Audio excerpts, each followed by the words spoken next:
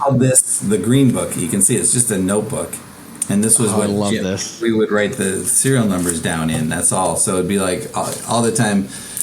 And Jim doesn't remember this, but I'm like, no, Jim, we called it the Green Book. Where's the Green Book? Hey, where's the Green Book? So I actually put on I put them in these. When I started working here, I put them in these to protect it, because at this point, it's like, come on. You can see these pages are all, out of a notebook, right? Well, this first one, with the first 10, thankfully, this was in a file cabinet we found, because Jim's like, I don't know what happened to that first page.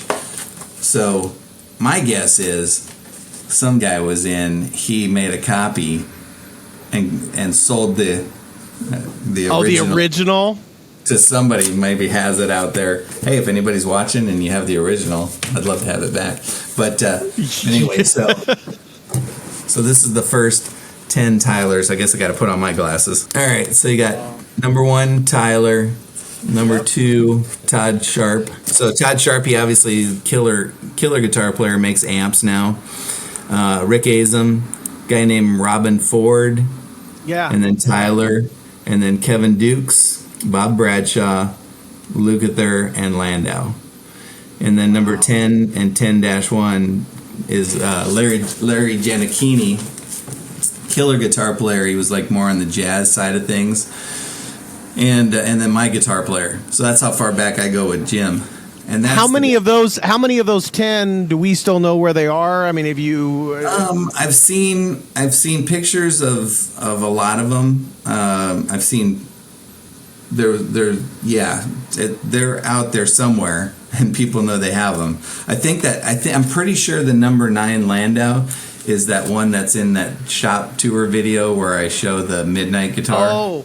Yes, I've seen that. Yes. I'm pretty sure that's number 9 because that was the early 90s, and I remember when Jim finished that. I think for sure this was. Oh, that's another fun picture. So I started working for Jim when he still had a shop, and some things went weird with the landlord, and then he was getting out of the retail, and he's like, you know what? Let's move to my garage, and I'm just gonna start building full time. We still took care of repairing a few people's, Landau obviously worked on his stuff, and many other people, but cats, guys that knew what they wanted, and it was easy to work for, because when you're in repairs, you repair stuff for a lot of people, and it's just like, oh, this is insane. So we moved up to Jim's garage. So that's Jim painting in his backyard. I know that feeling. Oh, yeah. That bench. This guy's working at that bench. That bench is actually still right out here. Jim built it in the 70s, and it's still here. Wow. Dana Strum from Slaughter. Stenciled his name on it when he was playing for an artist named Spanos. Dana Strum, the bass player from Slaughter, was a sideman, hired gun. Before he was, in Vinnie Vincent Invasion, obviously, but before that he played with Spanos. And when Jim met him, though, Jim's like he played for Bette Midler. Oh my goodness! Right? Wow. So he was like one of those. Once again, doing like yeah. And that's a bunch of guitars waiting to be painted in various stages, and that guitar dead center is Bill Champlin from Chicago. There's a whole long story. Oh, yeah. And right behind it is my guitar player's Midnight, and I think the one behind that is Landau's Midnight. I'm almost sure. We can barely tell because it's so small, and I took the picture so long ago. But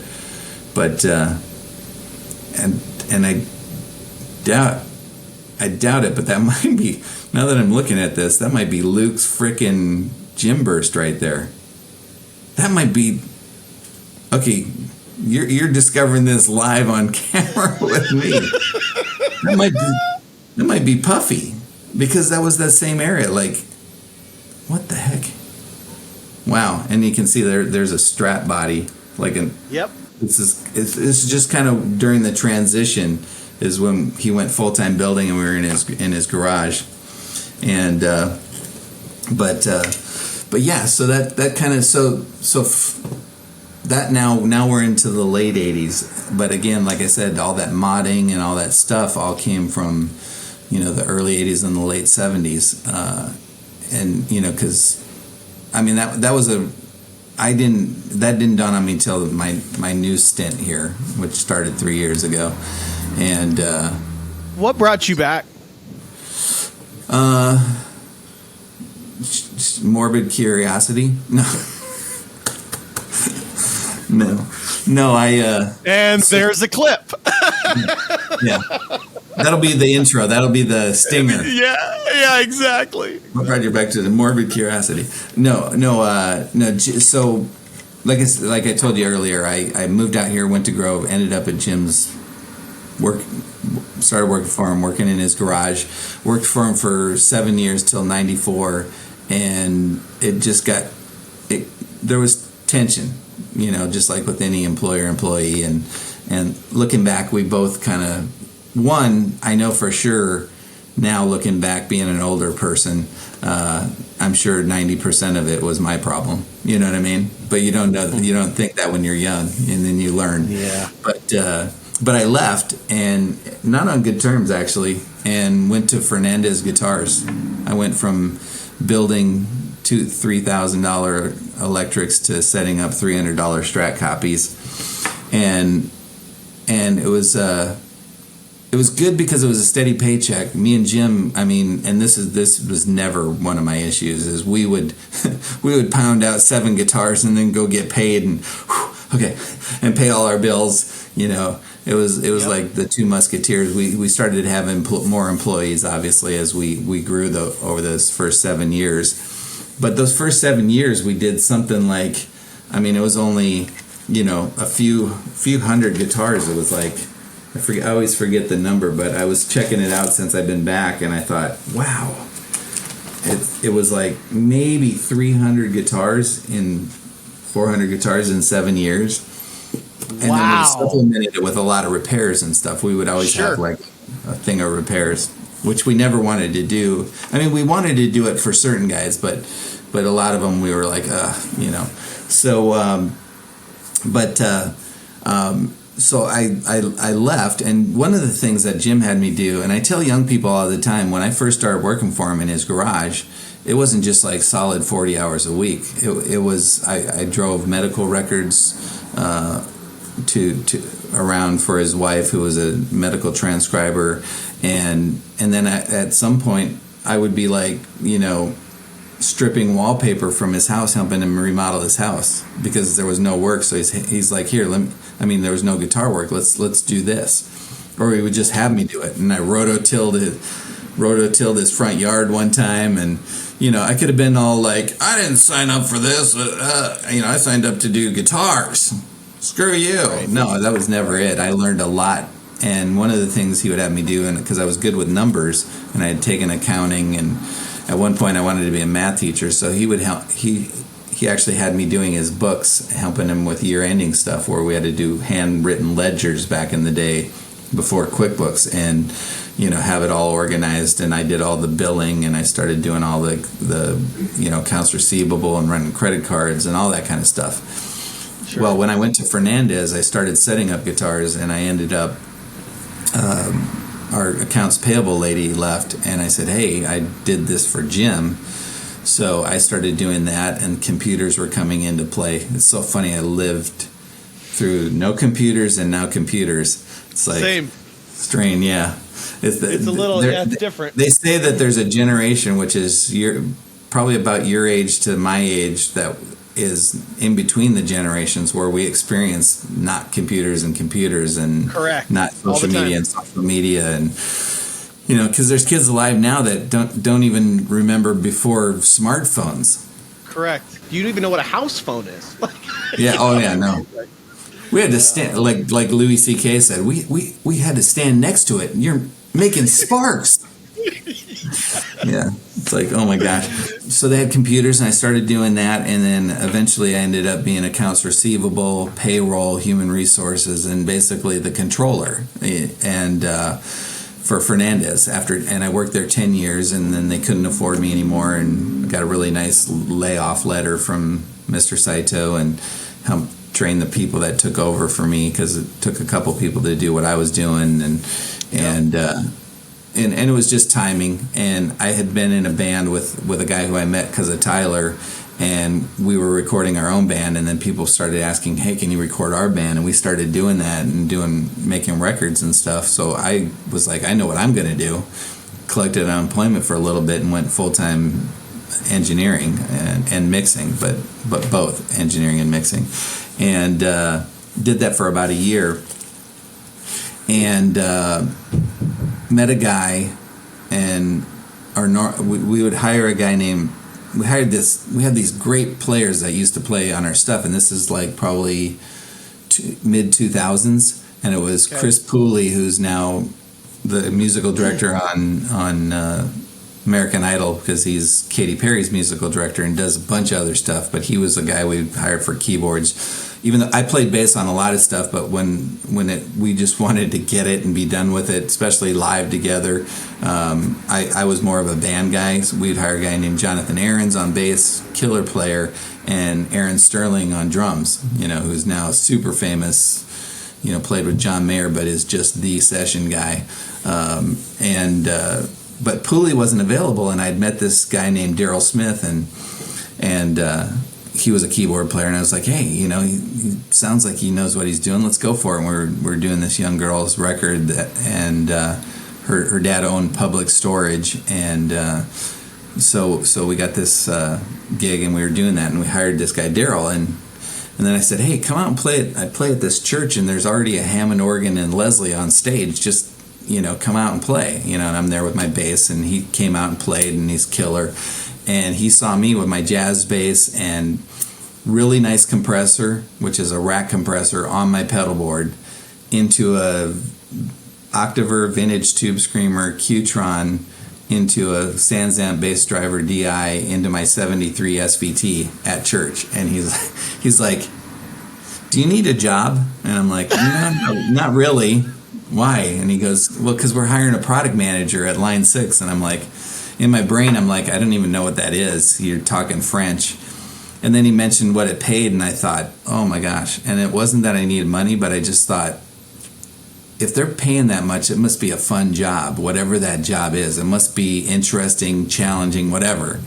And so then I went and I had a pod at that point, but I wasn't like some huge fan or something. And I went in and met everybody and just really liked the place and liked the people. And then I was like motivated. And so they had me write a report on bass amps. What would I do with a bass amp? And obviously at that point I was under NDA and figured, oh, they're probably making a bass amp. But they said, look, don't forget what we do. What would you do?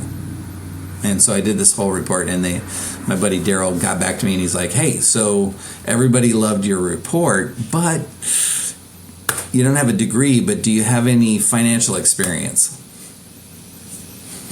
I was the controller at Fernandez. So it's like, whew, So every little step of the way. Yeah.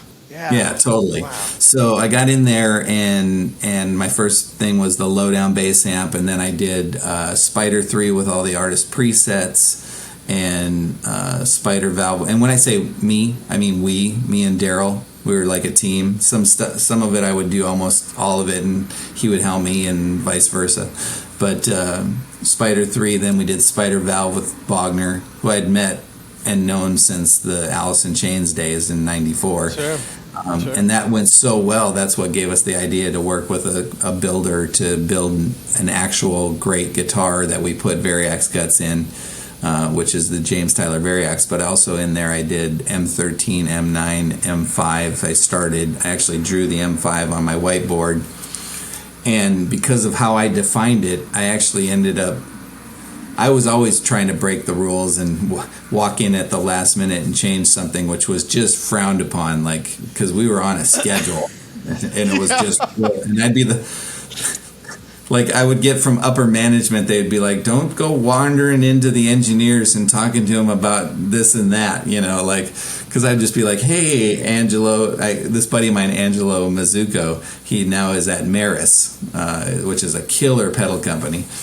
Hey, Angelo. And he was always into it. He's like, yeah, what do you got? And we'd like be like spitballing, and he came up with particle verb that's in M13 and stuff that came from Verbzilla. He was fixing the octo verb, had a bug in it, and he fixed it and then discovered some other thing. And he goes, check this out. Should we put this in the pedal? And it was this thing, particle verb, which then was all over like worship stages everywhere in the world. It was crazy for a minute. So, I drew the M5 and said, the whole thing with the M series was it was the multi-effects pedal for the guy who does not want multi-effects. That was my pitch line. And if you go find, there's a video with Vertex Mason interviewing Tom Bukovac about M9, and Tom nails it. Tom's like, I hate manuals. I'm not that guy. I got everybody. I wanted a multi-effects. Jerry McPherson had one. Everybody had one. I'm like, okay, I guess I'll get one of these M9s, and I got the manual out and I got it set up, and I was like, I never had to use the manual, and I was like, exactly.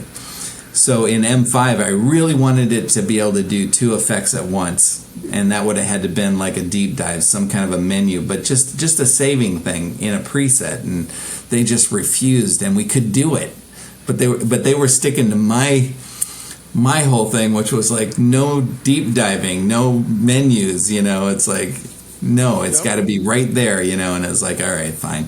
But anyway, so I did that, and then Spider Jam with the we used those live tracks we had for a thing called Guitar Port. We put into a Spider, so you're jamming with Greg Bissonette and Dave Pomeroy and people like that, and that became Jam 4 Looper.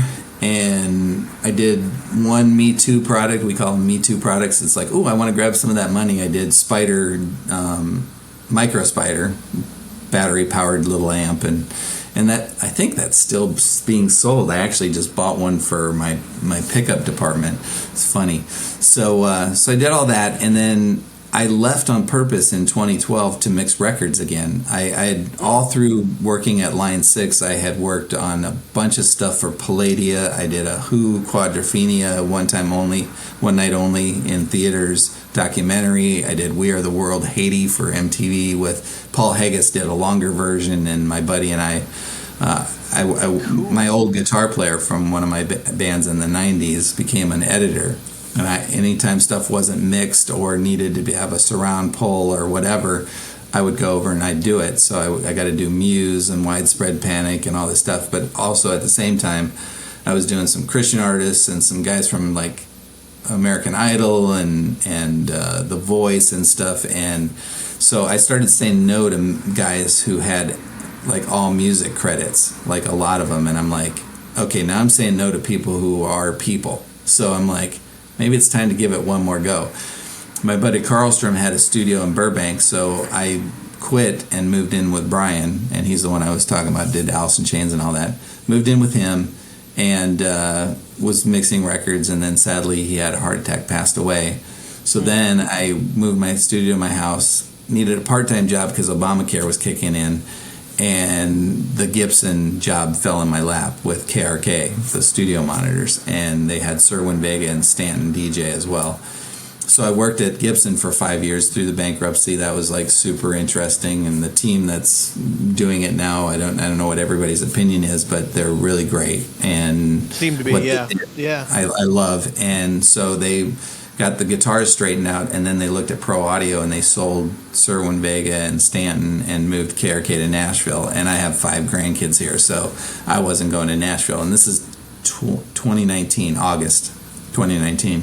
So first thing that happened is 2 Notes contacted me immediately once I posted that I was on to my next adventure, and I was mixing more because I had mixed all the way through that as well. And I said, hey, look, I'm going to take on more mixing and also looking for my next whatever. Boom, 2 Notes that does the Torpedo and stuff called me immediately. And they needed a sales guy, and I'm a product manager. and they ended up with a cat that's just awesome named Justin. But me and the owner, Guillaume, hit it off so well that they flew me to France to launch Captor X. Wow. That product. Yeah, that was a fun one because he gave me a bunch of their current products, and one was a Captor 8 and one was Cab M. And I went down to Bobby Hartree, the guy I keep talking about, who I was in bands with and produced and engineered with. And we were this and that, and we were like, okay, ooh, wow, this load box is great. Like, it doesn't change the tone of his deluxe at all, but the analog cab model was like, Bobby and I were both like, yeah, you could get through a gig if you had to, but and then Cab M coming out of the deluxe into the Cab M was great. He's like, this is killer. And then we were like, they need to put that in the Captor 8. And so I got back on Zoom, and I'm under an NDA with Guillaume, and I said, you gotta, and I told him that whole story. I said, you just gotta put Cab M in this Captor 8. And he goes, well, you're under NDA, and he reaches down and he pulls up the Captor X. They had already been doing that. So that just bonded us even more. He's like, holy cow, this guy had our gear, and he actually told us what our next product is going to be. So I flew over there and helped him launch that and had a blast, and found out what Aligo is. It's basically meat, potatoes, and gravy in France, and had a blast. And I was talking to a company, AEA Microphones, a little bit. Wes Dooley is a good friend, and everybody that knew that I was talking to them about being a GM and knew Jim wanted to retire was like, why don't you go to work for Jim? And I'm like, well, I've been there, and we're friends. Obviously, at that point, I left that out of the story. I left. It wasn't good in '94, but we pretty much patched it up by '96 or something. And I apologized and whatnot. But and then we were just friends, and obviously did the James Tyler Variacs, and that was like super exciting and hard and all that stuff. And I just I didn't want to. I wanted to stay friends. You work for somebody, it's a different dynamic, but at the same time, he's trying to retire. So I just didn't even think about it. I was like, So I started mixing a lot more, and I got a gig doing Disney and Marvel special features. Had to go through police background checks. Got that gig. I went, okay, well, if I'm doing that and I'm doing this, and I already have some IMDb credits, how do I get in the union? So I met with a good friend of mine, Brian Kahanik, who was non-union and is now union, and he works at Disney. And we met 2 days before the shutdown in 2020, early 2020. And he's like, dude, can you do VO and ADR? I'm like, yeah, I'll get you with these teams, keep building your resume, and we can get you in the union. I'm like, great, okay, I guess I'm mixing again. And then COVID. And all that stopped. I ended up mixing a big church from Houston remotely. Like, they would record on a Tuesday, send me the tracks, and I would send them back, and they would broadcast on Sunday. They did Easter just as a one-off, and the pastor was like, why does that sound so good? And they're like, well, we got this in LA mixing. Yeah. So I was like, hey, can we do that every Sunday till we get out of COVID? So that was great. And then I was mixing a bunch. And then Jim, some of his folks were scared, and so he nobody, you remember, everybody remembers that time. It was so like, what can we do, what can't we do, and stuff. And so sure. So it was Jim and a couple of his guys, and he's like, hey, can you come and wire some pickguards and help me ship some guitars? And he never said it, but I had a feeling like it was just like, I've had enough, enough's enough. And so I sat here, and he had really good financial records with QuickBooks, and I started looking at it going, well, Jim, if you leave or try to sell and you leave, you're the brand. So what do you want to do, Because here's the thing. I'm George Fullerton of Tyler Guitars. Now, do you know who George Fullerton is? I do. I've read every I've read every Fender book I possibly can. Yeah. Exactly. But not everybody does. And when somebody doesn't know, that's even better for me, because that's the point. I've done some stuff, but I'm never going to be Jim Tyler, period. Yeah. I mean, we just went over, by the time he was late 20s, he had come up with stuff that is incredible. I told him once, I said, Jim, think about this. In 100 years, probably 150, 200 years, people are going to be listening to what you did. They might not know your name by then. Maybe they will. Maybe Tyler will grow and grow. But they will be listening to something you helped create. And he had never thought of that before. Yeah, he actually came in the next day or a few days later, and he's like, man, I was thinking about what you said, and it's like, you're right. It's like, that's so true. So that's a really good thing to say. Yeah. That's so true. So I said, Jim, I'll come in here. Let me build a team to where you can come and go and just be the guy, and I'll do the day to day. Let me up production, because another thing is he couldn't afford me. I said, let me up production and get it to where you can afford me, and we'll go from there. And that was 3 years ago. And Jim always kept it constrained. Just because he strong-armed this whole thing into being. He never had a loan, a partner, ever. Like nothing. Just built it up to where he did. And so he always kept it like at six a week-ish. Like, 270 to 300 guitars a year. This year I'm going to do 611. Wow.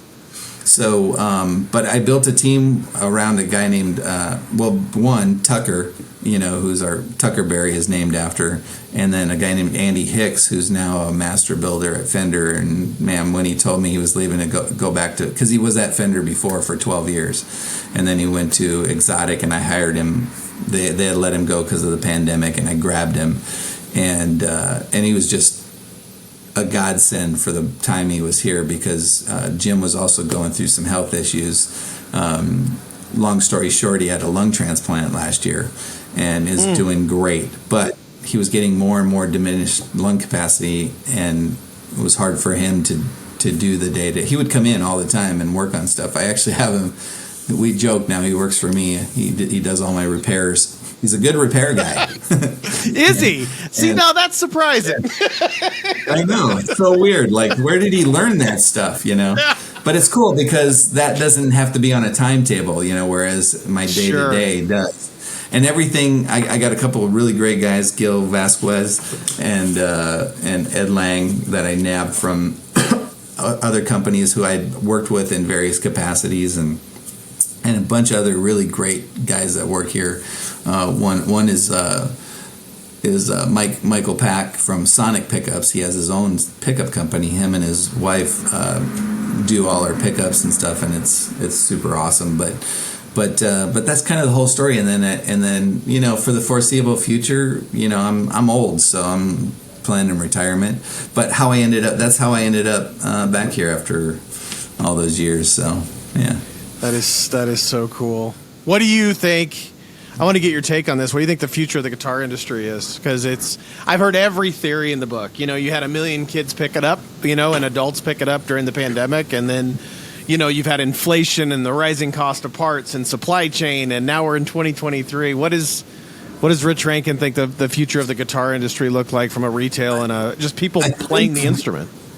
So the pandemic was great for just exposing kids to guitars, and dads were buying guitars and all that kind of stuff, and there was a big surge, and I think that's great for that. And even the Grammys, was it the year after that first year, or maybe that was that first year, it was like the guitar is back. Like every band, no matter who it was, had a guitar. And what I was going to say is I worked for KRK, which was already a famous studio monitor, but it became really famous with hip hop and stuff. And Sirwin Vega, which of course that was even in Straight Outta Compton, and then Stanton DJ, was very oriented around that producer DJ thing. So I used to make fun of those guys, and then when I worked for them and I met them and I started seeing what they do and the various different reasons, it's as nuanced as guitars and racks. But if you're not in that world, it just looks like, but there's some really creative, really amazing stuff going on. So those are the guys, which is great that I know, because that's the guys that are now discovering how to get guitar to fit into that stuff that they're doing, Right. So Charlie Puth was one of those guys that actually I had heard of before he was famous, because he was a YouTube sensation, and he had his KRKs, so I always tried to get a hold of him, because it was like, hey, who's this kid? He's kind of talented, so, and then he wrote the heartbreak song of all time for Fast and the Furious when Paul Walker died, and I was like, right. That music video is still so sad. Oh my gosh, the whole theater when I saw it, man, my wife and I's favorite franchise, you could hear just people just snot and yeah. So anyhow, so as much as those guys are talented, it's amazing, there's still something, it's musical, but there's something visceral about an instrument, right? French horn or a guitar, where it's your body is making the thing. It's not, you're not doing something that causes something to make the sound. You're making the sound. So I think one mistake all companies did was thinking that what happened during COVID was going to stay once we were out of COVID. I don't know why it didn't dawn on most, especially smart superstar CEOs, that people aren't going on vacation. They're not driving anywhere. They got gas money. They're, all this stuff, extra money coming from the government, all that stuff. It was like, this is not going to stay. People are going to start going on vacation again and start buying boats. And so anything people could do at home blew up. And obviously one of those is instruments. I think it will come back to where this has given us a booster shot, no pun intended, to where guitar has always kind of been number one. It's funny because I worked with at these various companies, and we always had all these various ways to look at the industry, music trade magazines and different stuff. And guitars, believe it or not, is still number one. Live sound is number two. And I don't mean live sound in an arena. That's a whole other industry. Sure. Like, sound system on a stick and stuff like that. But, and then drums and DJ is like way down the list. It's still guitars. I mean, that's what people buy. So I think it helped us where we're going to be able to maintain. Now with Tyler in particular, it didn't really matter. One thing that my wife works for Roger Dunn Golf Shops, and for since we've been here, since the late 80s, and there's been recessions and all that, and drops and this and that, rich people will golf, period. They probably will stop paying their BMW payment before they stop golfing because it's their drug, Right. And so guitars, rich guys up and down, they're still going to buy guitars because it's their drug. It's their pastime, so it's sure. Jim never saw a slowdown, and he's always been constrained. And I mean, I doubled production, and I still don't see many guitars hanging in stores. They almost go in and straight back out, So, and the internet has been great, just like it's been great for Mike and his exposure. It's been great for smaller boutique companies. I mean, there's some companies that wouldn't have survived in the 90s, like Shabbat Guitars. That guy's doing some amazing work. Another close friend of mine is Dan Strain, Danocaster. He was able to, just in Nashville, he got known, he's from here, but he got known around Nashville, but really the internet has just helped him so much for awareness and people to be aware of stuff, and it's been really great. So we'll see where it goes, but back to your question, I don't think guitar, you always look back and you go, well, there were orchestras, and then there were sort of big bands and then rock bands. And how long can this era go? I mean, but it keeps going. I know, so, and it's great for us, obviously. So it'll be interesting to see what happens. I'll be in it for at least another 10 years. Going back to maybe our original topic, but what do some of these session guys that you still know, what do they think about the fact that a 16-year-old is like, hey, I just want to learn the rhythm part to Angelia by Richard Marx. Oh, Michael Landau did that. And have you heard their feedback on, are they a little, because I have this theory that it's like, I was watching Tim Pierce the other day, and I was actually thinking about this. I was thinking about, Tim Pierce's generation, he always goes back to kind of that era of what we grew up with. It's like when I was 8, 9, 10, 11, 12, 13, and then there's a gap. And it doesn't mean we don't appreciate music that we worked in. It's just we go backwards. So for me, it's like I had enough of the 90s to make me want to vomit. So it's like I did it. I did the bowling shirts and the grunge, and wondered how many guys you hear from that produce that music and what their thoughts are on a kid wanting to know this. And like, oh, I don't remember doing that session. I did 500 sessions a day. You know what I mean? Like, I wonder how much that comes up. Well, that's a good point, because I think grunge was throwing back to the 70s. Yep, correct. Pretty much throwing 100%. back to Led Zeppelin, 100%. 100%. Just Zeppelin and a little bit of Beatles mixed in there. And but really it was like Deep Purple and yes. and T-Rex and that kind of stuff was grunge.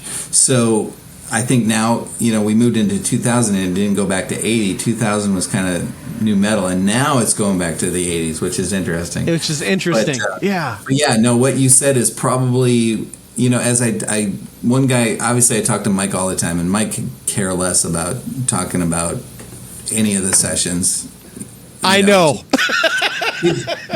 He just as a friend, like it's just not, he always absolutely wanted to be just an artist, like sure. Hendrix or anybody like that, and just like anybody would, and sessions, as much as he obviously cared about it, was a job. It'd be like talking to, remember when you did that surgery on, it's like, no. Yeah. No, I don't. and all those session guys had their own friends, and obviously the stories, like like one of my favorites is Neil Sean during the pandemic started buying up guitars, and he bought a Tyler and it got a gazillion views, and then he bought 15 from our Korean distributor at once and posted them on his Instagram. And I got on the phone with him, and he was just super nice. And he said it like this. He goes, I said, how did you hear about Tyler? And he's like, well, I was living in Studio City, and Beck and I went down to see Luke play at the Baked Potato. Not any pretense of I'm trying to drop names. Just I lived in Studio City, and we went to the Baked Potato. And Beck and I went to see Luke, and he had a Tyler, He said I had a guitar with a weird headstock. That's what he said, and it just sounded amazing. Obviously, Luke would play, or Mike would play, and Beck and Robin Ford or whatever would show up. But it was just sort of musicians, and you didn't have a lot of like those people that they played on their records probably wouldn't even know where the Baked Potato was. So right. It was, I just wonder. Maybe I'll ask Mike next time I talk to him and get back to you. But this was a good question you can ask. I know Dan Huff doesn't think about it at all. I know he he just did sessions. Yeah. And, it was a flurry, like you said. He would do 3 a day, and they would have matching rigs, and it would go to this session, and this would be getting set up, and when they finished, they would take their guitar and go over here, and they would take this rig and take it to this session, and when he was done here, they would go there, and it would be ready to go, so he could walk in and start tracking. So you can ask Mike this. I don't think they think about this. Take somebody who's my age, 40 to 45. So I played at church as well, and we were having this conversation, and I played a solo one time, and they said, who are your inspiration? I go, well, you're probably not going to know who they are. And I said, it's Mark Diglio from XYZ and Mike Landau from, Mike Landau, the legend, and Lukather and Dan Huff's a big part of it. A lot of the work he did on Michael W. Smith's records, the way he solos and does stuff is the way I do stuff. But here's the part I was going to bring up is, just like those guys grew up with XYZ band, we grew up with the radio and the rock guitar. The great part about living through the 80s and early 90s as a kid was this big, bombastic, symphonic sound of the rock guitar, probably coming off James Tyler guitars and Tom Anderson and everything else, was the soundtrack to my life. So as much as I listened to Stevie Ray Vaughan growing up in Texas was a big influence on me and Jimmy and everybody else, those solos and those songs were what I listened to in the car every day to and from school, every day to the grocery store, every day. So it got implanted in my brain. When grunge came out, I always told people I was of a weird age because I wasn't ready for it. I was still discovering who Eddie Van Halen was and Richie Blackmore and Dan Huff, John Sykes and all these guys like that. And I've always wanted to say this to the guys, and I told this to John McCurry as well. I was like, I don't think you guys realize how much you had an influence on guitarists that are now 30, 40, and 50 years old, who that's what we also listen to. As much as we said, oh yeah, we listened to Whitesnake, we also were listening to Michael Thompson's solo on a insert blank. I don't know if they recognize how big of an influence they are to guitar players that have been playing for the last 30 years. How much those solos on a Janet Jackson record or a Mariah Carey song or a Bette Midler or a Michael W. Smith track influence the way we play now, and then we're going and teaching kids how to play, and it's just carrying on. So I just thought I'd bring that up to you and just, hear your thoughts, and that's always been pouring through my brain. Well, I think it goes back to what I was saying about how there's that whole group of session musicians that were grunge. They had the same impact on the music recording industry as those grunge bands did, because you had hair metal. And as we know, there's some amazing players that definitely played on their albums, but we know that a ton of that stuff was replaced by many session guys, Sure. And we'll never know. They were the Pro Tools of the 80s. Yes, they were. Yes, this isn't quite in time. Somebody come in, play exactly the part that they played, but now it's in time, and it's like, the story that just came out in Richard Mark's book about, Mike doing the Vixen stuff, how he snuck him in the middle of the night, and I had heard that story before, but until Richard Marx put it in his book, a lot of people didn't know Michael Landau, did the rhythm on Edge of a Broken Heart, and so it's like, and that's the other sad part, I think, is like Luke just talked about it. I think he was on Rick Beato's channel, and he was like, we didn't just play on it, a lot of it we wrote. I mean, it didn't exist, and we wrote it. And we still don't get enough credit. I mean, I had to ask Glenn Medeiros, who, did the track in Karate Kid Part 3. He's actually in the movie playing in that dance club scene. I had to reach out to him to find out, was it Mike? Was it Mike Thompson? Was it Huff? Who played this solo? Because I want to cover it. And he got back to me. He's like, well, Mike did this, but it never got released. And so that was probably a Dan Huff solo. And, I just want to get it correct so I can give the proper credit when I'm doing this. It shouldn't be that hard for these guys that did so much for like 15 years of music. Like it's crazy. Yeah, I mean, it was they truly were in a class of their own. Yeah, and you go watch the Wrecking Crew and you realize how little credit those guys had as well. Same. I'll finish you up with this. I have to know. I have my favorites. I mean, I've got a billion favorites, but I think as recognizable as the headstock is, the finishes and the schmears on James Tyler guitars are just absolutely one of a kind. And I love it because I love experimenting with different finishes and stuff like that. And I always said if I dreamed up a James Tyler guitar, the problem is I'd have to have 10 of them because I like so many of the finishes and I couldn't pick a favorite. I got to know, so the Vomit finish, as somebody who's worked with nitrocellulose and poly and everything else, what I love about the story is that it's like, oh, well, if we sand through this, then we don't have to make it perfect. You know what I mean? It'll be because as somebody who builds guitars, I know how much sanding is involved. Was it Mike who appreciated the Vomit finish so much that it became a thing, and then that turned into the schmears? Or talk about the finish. Kind of. So, obviously, the aforementioned Coma guitar that's now out there.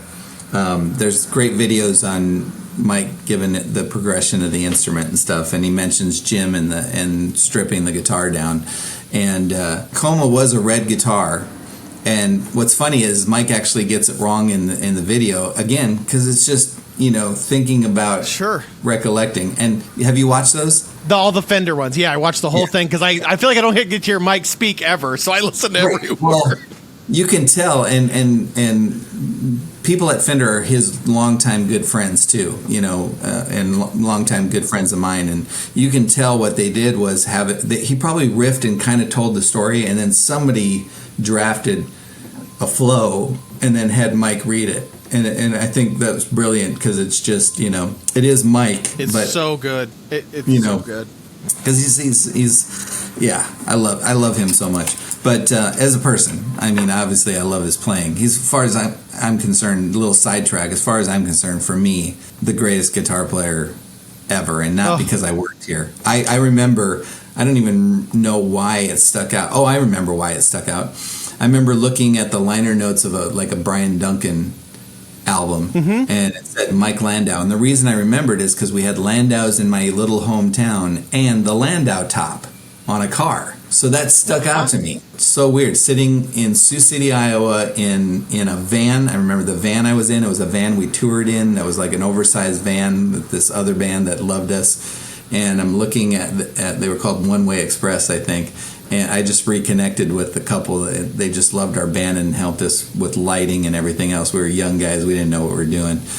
And I remember Mike Landau. And I remember just thinking, man, that guitar sounds so good. That guy's so good, I wonder if I'll ever get to meet him, So, but anyway, so Mike came into Jim's shop with Coma and it was the red guitar, and I think it had an Invader pickup or whatever. But that's the one that Jim stripped down and did the whole thing I talked about earlier, and it became series parallel and buttons, and at many points in time it had like Tyler Rosewood neck, and it had a maple Tyler neck on it, and various. It had a Floyd for a while, and then a VS 100, and all this kind of stuff. It just was it's more Frankenstein than the Frankenstein Van Halen guitar. Right. But when it was red, and Mike just didn't want that red finish anymore, he came in, and Jim just didn't want to deal with it, so he gave Mike an oil pan full of acetone and said, "Here, you strip it down." And so Mike's the one who stripped it down. And then, like he says in the story, they looked at it and Mike was like, "Oh, this is cool." And Jim's like, "Sounds good to me. The less work I have to do." It's like, because Jim, I tell people all the time that the finishes and are almost like a screw you to the and we do beautiful quilt tops and all that, but our weird finishes is almost you're not buying this guitar because you're going to hang it on a wall and it's going to be this thing. You're speaking to my heart. It's going to be this thing that you don't mind ramming into, which is funny because now it's become a whole behind glass thing now. So what happened was I was working this was the early 90s, and we were over on Sepulveda, which little tie-in, where Tom Anderson worked for Schecter. So Schecter had owned this whole little industrial place behind Fatburger on Sepulveda. So if anybody wants to Google it in Van Nuys, you can see that 61, 66, I think was Sepulveda. You can see this whole area behind Fatburger, and it was all Schecter. And they were like Warmoth. They built bodies and necks and parts and all that stuff, and it kept growing. And then they started bolting the parts together, and it became Schecter Guitars, and then got owned by ESP, and now is a whole brand unto itself. But Tom was in there working, and another guy named Pat Wilkins was the painter, who now is a famous builder and repair guy and killer painter. And so Jim and I were in there working, and I'm sanding this guitar down, and it was a turquoise metallic guitar, candy turquoise basically, and Schmengi or something landed in it, and so Jim had me sanding it all the way down, and I was like half done, and it was like turquoise and wood and silver. And so I said, "Hey Jim, this looks like something Mike would like." And he goes, "Well, he's coming in tomorrow. Leave it on the corner of your bench." So I left it on the corner of my bench right by the door. And this is very Mike. Mike would say this about a lot of stuff. He comes in and he sees it and he's like, "Oh, what is this?" And then Jim and him went in and they added the purple, the red, and the black, and then sanded it again flat. And so it just created all these layers. So that's what I try to keep calling vomits. So we've done like American Vomit, which started because of Michael Nelson, and then he didn't quite bond with where we were trying to go with it, but people liked it, and we had already posted the picture, and then he came up with, how about if we do more black and less purple, and then that became Ninja Vomit, because his company's called Ninja Tracks, and So vomits are those, and then schmears came out of that. So what happened was, obviously, psychedelic vomit, and then that's what we used to do the Landau signature model, where you would sign the bare arm contour. The bare arm contour, Jim doesn't remember saying this, but I feel like I remember him saying he kind of liked, it didn't have an arm contour, and they were just like, let's just chop it off, and we'll just sand it, because again, who cares, it's wood, and it's kind of a throwback to Beck, his telly. So, So we did that, and then Mike had a band called Burning Water, which if nobody's heard, go find it and listen to it now. Oh my God, it's amazing. Yes. And his solo record, Tales from the Bulge, or anything Mike's done. I mean, it's just all great. So he was in Burning Water, and he said, can we do something like Vomit, but with more like Burning Water? And you can Google and find the original. It didn't really look like Burning Water. And then Jim had some painters. I was already gone at this point when Schmears happened, but he and his painters, various guys over the era, Jim thinks it might have been a guy named Paul Slagle, who sadly passed away, but they started experimenting with stuff and paints and stuff and figured out a process that caused the schmear look. And it's not, I'm sure if anybody sat around long enough, they'd figure it out. We don't talk about it because, we just don't talk about it. But, I don't blame you. But it became the schmear as opposed to the layer. And then some things like Burning Water is sort of layers and schmears, and then there's just schmears. And then it just started snowballing. And John O said, hey, can we do Burning Water but with like purples and golds? And that became Wino, spelled like his last name. And a guy named Raj Xavier, Raj X, he was called, Killer Player, came up with Alien Guano. He's like, hey, can we do Burning Water but with purple and green? And it just kept snowballing. And then at some point, white schmears happened, and those are huge. And I just did a white schmear for Dan Huff because I brought him back into the fold. I came here, and one thing I asked Jim, you want a quick Dan Huff story? I'm so glad you brought this up because I was meaning to ask you this, and I noticed, I was like, Dan didn't mention a lot of James Tyler guitars over the last X amount of years, and all of a sudden it was like these signature models coming out. I'm like, where did the reconnection begin? I'm so glad you brought this up. Well, so I came here and I said, Jim, I understand that we never, people know that Lukather played that puffy guitar, and so now we have the throwback 1988, we absolutely, people know what it is, but I'll never put, he has it on his website, it's out there. I mean, he's with Ernie Ball, great company, and longtime friends with those guys, their family. So one thing we will never do is in the 90s there was definitely tension with all the companies. I'll just say that, all the companies. Mm-hmm. About who, what, and who plays what, and because we're all young and dumb. Now we're old, and I talk to almost any of these guys, and they're almost across the board. Like, yeah, there's plenty of customers, go around, and yeah. The only person I would love to steal, and I don't know if I should put it on record, but maybe because I'm putting it on record, I'll even refuse to build him something. Is Ian from Big Wreck, Thornley. Mm-hmm. Sir, what a great player. Like, man, that guy's amazing. And Sir is, I don't know how that relationship happened, but Sir, and I have a good friend, I don't know John well, but I have a good friend, Rob Duvall, that I used to work with at Line6, who's over there, and we help each other, and in fact he's helping me on something right now, and so anyway, I'm just stoked that they have him because what a great player, He is a great player, phenomenal.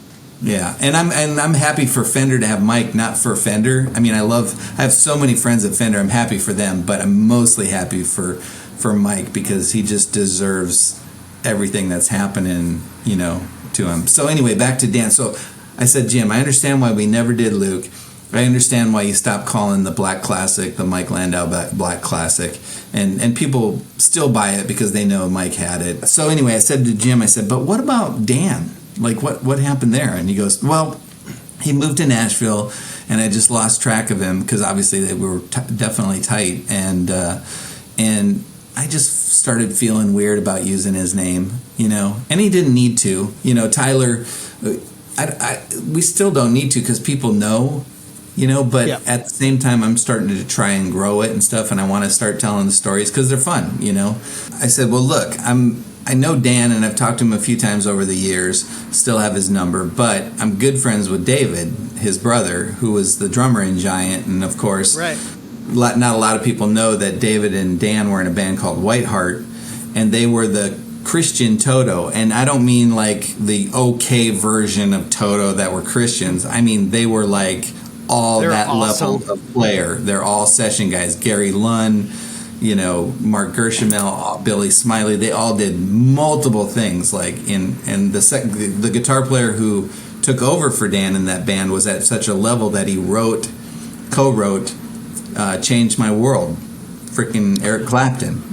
Oh yes, So, yes. Yeah, Wow. Small Gordon world. Kennedy. Gordon Kennedy Yes. should be much more famous than he is. His dad was a session guy and played Pretty Woman. He came up with that riff down, and So, but Which Gordon's reminds me, amazing. there's But another anyway, guy. So There was another guy I was going to tell you real quick that from that same era. Yeah. But that Christian group White Cross, Rex Yeah. Carroll was their guitarist, and that guy was ridiculously good. Like amazing. I So couldn't believe good. that. Anyway, that took me back to that. So keep going. I'm sorry. I became good friends with David because of David's also a killer producer. Let me reach out to David because I met him through a friend of mine, and they actually ended up working with my buddy Karlstrom, and then we stayed close, and I took KRK monitors to him, and we just kind of stayed friends.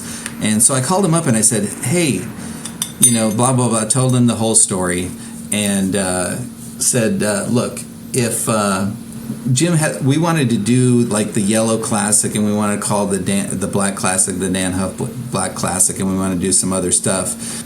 Do you think that Dan would be into it as far? And he goes, yeah, I'm sure. And I said, I mean, we could either give him a royalty and possibly he could take his family out to dinner once a quarter or whatever, and or do like a donate. Jim had an idea to do a donation to his favorite charity or whatever, and David said, yeah, sure, no, I'm sure he'd be way into it. So he said, let me call Dan, and boom, the next day Dan called me in the morning and he said, look, Rich, first thing you got to know is just let Jim know he can use my name however he wants, anytime he wants. And I was like, wow, that's really cool of you. He goes, no, you don't understand. I can never repay Jim for what he did for me. When I was a young 22-year-old kid, I came to Los Angeles. I was scared out of my mind.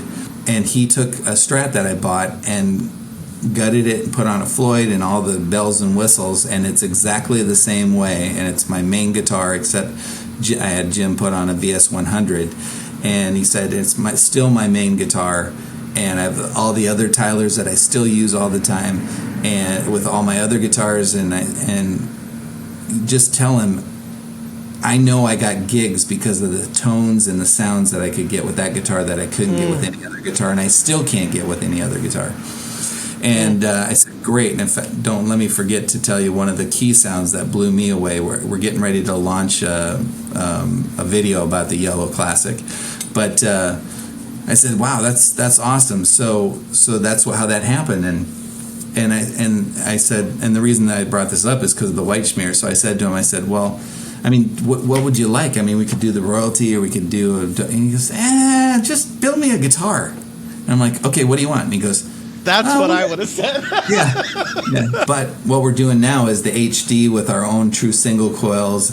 And you can bypass the preamp completely, so it's just a stock guitar and blah, blah, blah. And he said, yeah, that sounds great. And then I threw into the email just, hey, and if you even thought you wanted to do, one of our crazy finishes, this is one that I feel like looks like marble, and it's a little more grown up, for the lack of a better word. A little less cartoon. Like Alien Guano is full on like, Warner Brothers, what? And but White Schmear kind of vibes like a cool piece of marble, and he just saw it and he was just like, yeah, that.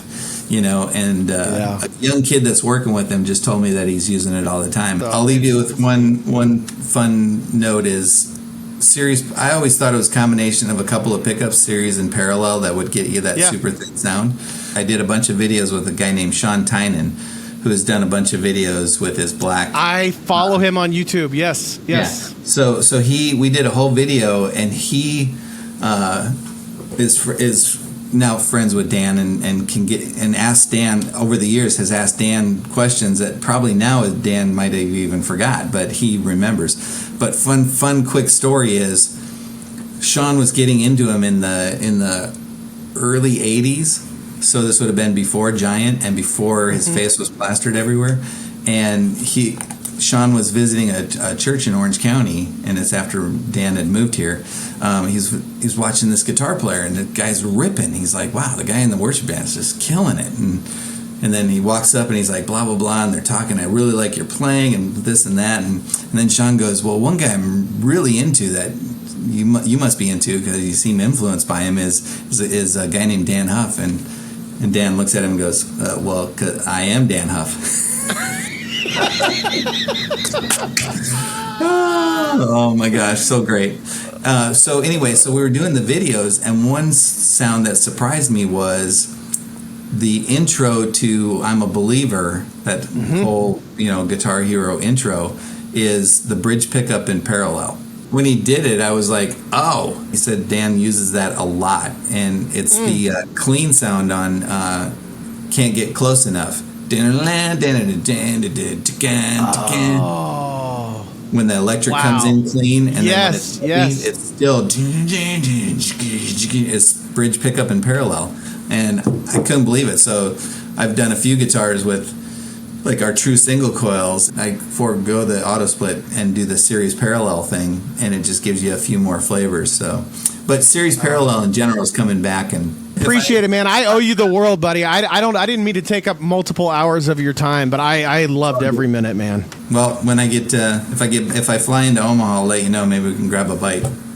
Absolutely. You let me know. It's on me.